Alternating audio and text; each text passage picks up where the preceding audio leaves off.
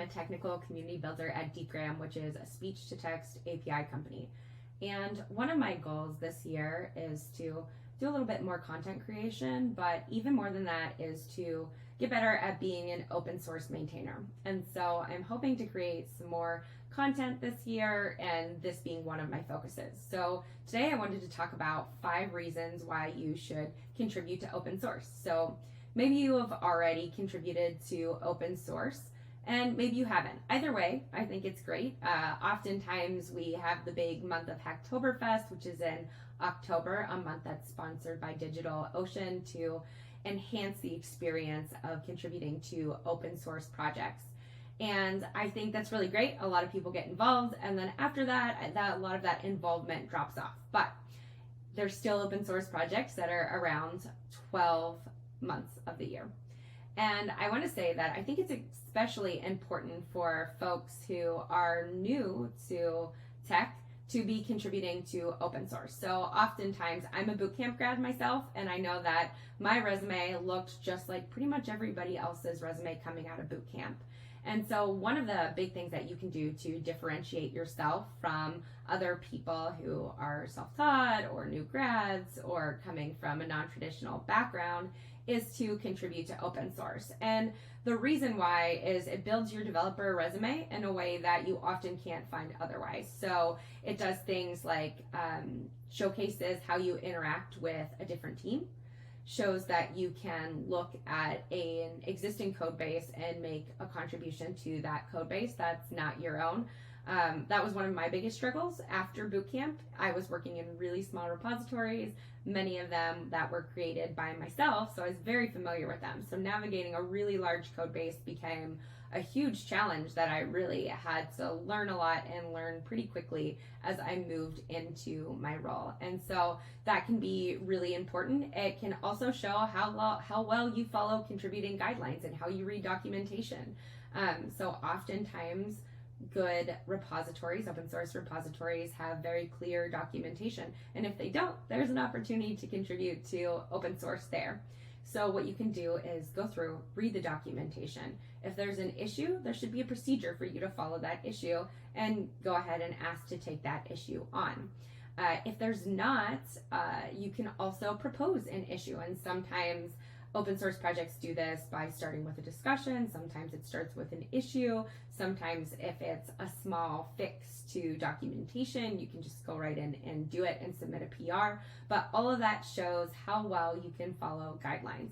And this also showcases your technical skills. So things like your commit messages, what your pull requests look like, your code comments, all of those things can showcase what you're doing in ways that often aren't represented in traditional projects when you're learning yourself.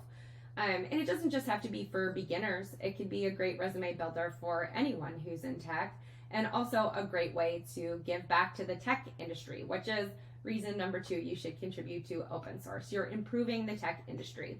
A lot of times we are using open source tools in our day-to-day work, and we're not contributing or giving back in any way. So this can help to support those projects and to make sure that there's longevity there. It can also reduce the costs of developing new projects. It decreases maintainer workload and allows the maintainers to do things like cultivate relationships with contributors, build out their community, and take some of that excess pressure off of them. And following up on that with community, it also expands your own developer community. So it helps you to get involved with other people that you might not know in the community, to interact with them, to learn from them, to support them. And you might even find yourself in a mentorship position if you're contributing to open source projects.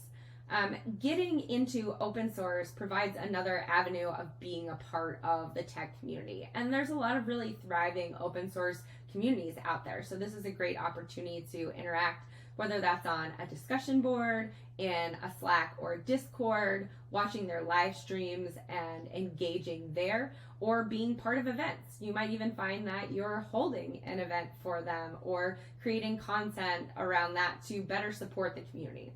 But in healthy communities, there's always a willingness to grow together and to provide support for community members. And this is a great way to get involved.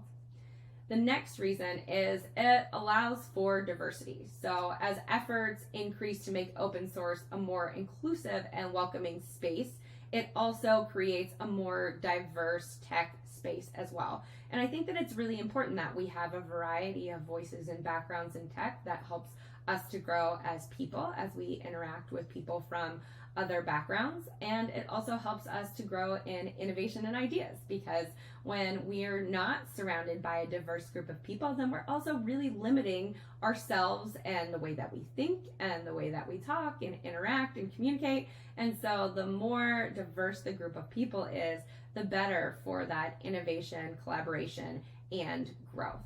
And also, I think that there was a study done that showed that it increased the innovation and the positive impacts when you create a space that provides for better representation for race, ethnicity, gender, socioeconomic status, and educational backgrounds. So there's definitely positive impacts that have been documented.